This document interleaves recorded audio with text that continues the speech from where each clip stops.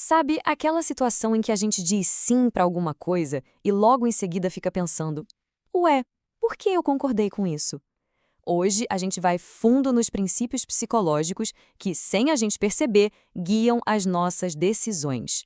Vamos usar o trabalho incrível de Robert Cialdini para finalmente entender as táticas de persuasão que estão por toda parte todos os dias. Olha, essa confissão surpreendente é do próprio autor, Robert Cialdini. E vamos combinar, é um sentimento que muita gente conhece bem, né?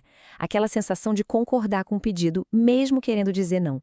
Isso leva a gente a uma pergunta essencial. Por que a gente age contra a nossa própria vontade? A resposta, pelo jeito, está em alguns atalhos automáticos que a nossa mente usa. Pensa só na avalanche de informações que a gente encara todo santo dia. É muita coisa. Para dar conta, nosso cérebro desenvolveu uns atalhos, quase umas rotas prontas para a gente não ter que ficar analisando cada mínimo detalhe de cada decisão. Eles são vitais, mas qual o problema? Exatamente esses mesmos atalhos podem ser ativados por outras pessoas para nos influenciar. O Cialdini deu um nome bem legal para esse padrão: clique zoom. A ideia é bem simples, na verdade. Um gatilho específico, o clique, ativa um comportamento que já está gravado na nossa mente, o zoom.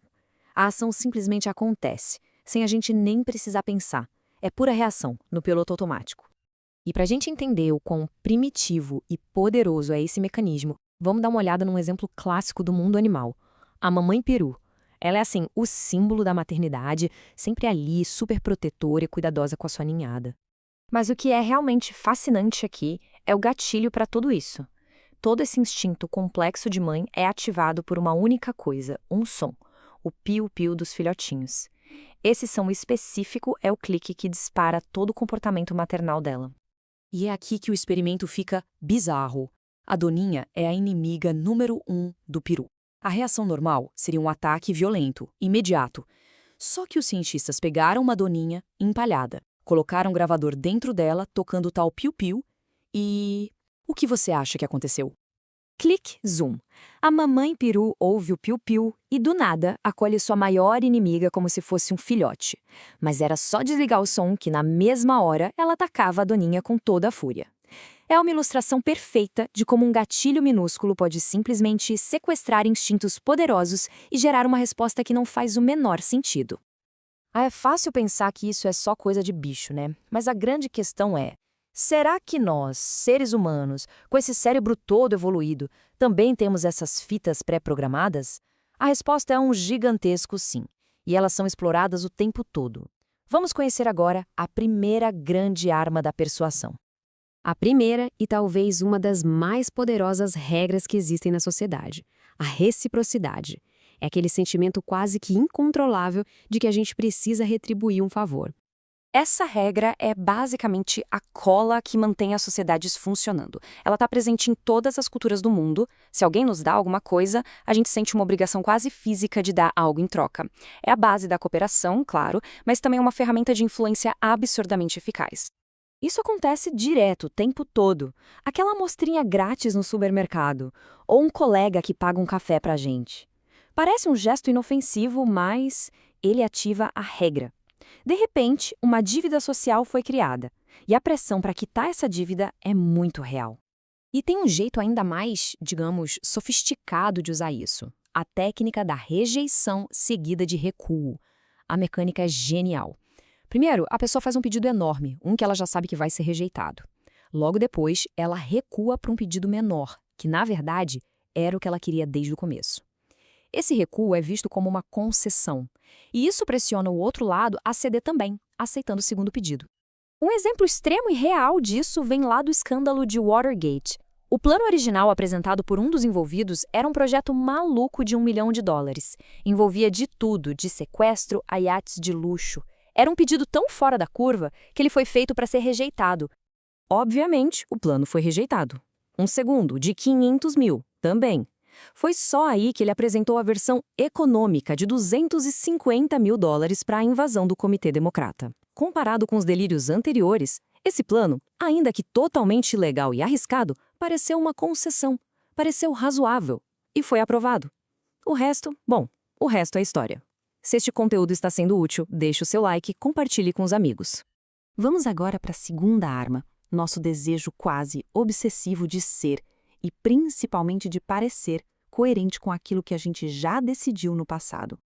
A verdade é que ninguém gosta de ser visto como uma pessoa indecisa, que muda de ideia o tempo todo. A gente associa a coerência com inteligência, com estabilidade. Então, depois que um compromisso é firmado, mesmo que seja um bem pequenininho, surge uma pressão, tanto interna quanto externa, para a gente agir de acordo com ele, só para manter essa imagem de consistência. As lojas de brinquedos, elas são mestres nisso. Antes do Natal, elas fazem uma publicidade pesadíssima de um brinquedo super popular, mas, de propósito, colocam poucos nas prateleiras. O brinquedo esgota, pais e mães ficam frustrados e fazem uma promessa para os filhos. Depois do Natal, a gente compra. Esse é o compromisso. E o que acontece depois do Natal? O brinquedo reaparece em todas as lojas. E para serem coerentes com a promessa, muitos voltam e compram o tal brinquedo, gerando um segundo pico de vendas. Uma jogada de mestre. A terceira arma parte de um princípio muito, mas muito simples. Na dúvida, a gente segue a multidão. Quando a gente não tem certeza do que fazer, a primeira coisa é olhar para o lado para ver o que os outros estão fazendo. Isso é aprovação social. Especialmente quando a gente está numa situação nova ou incerta, o comportamento dos outros vira um manual de instruções. Se está todo mundo fazendo, deve ser o certo a se fazer. Sabe aquelas risadas de auditório em programa de comédia? É um exemplo clássico. Mesmo que a piada seja péssima, ouvir outras pessoas rindo condiciona a gente a achar graça também. Só que a aprovação social tem um lado bem perigoso. A lógica nos diria que, numa emergência, quanto mais gente por perto, maior a chance de alguém ajudar, certo? Errado. A realidade pode ser exatamente o oposto. Quando várias pessoas veem algo acontecendo, mas ninguém faz nada, cada uma delas interpreta a calma dos outros como um sinal de que não é uma emergência de verdade. Esse fenômeno tem até nome: ignorância pluralista. Ok, então chegamos ao ponto crucial. Como a gente se defende disso tudo? A chave não é tentar eliminar esses atalhos mentais. Eles são úteis na maior parte do tempo. O segredo é aprender a reconhecer quando eles estão sendo usados contra a gente de forma manipuladora.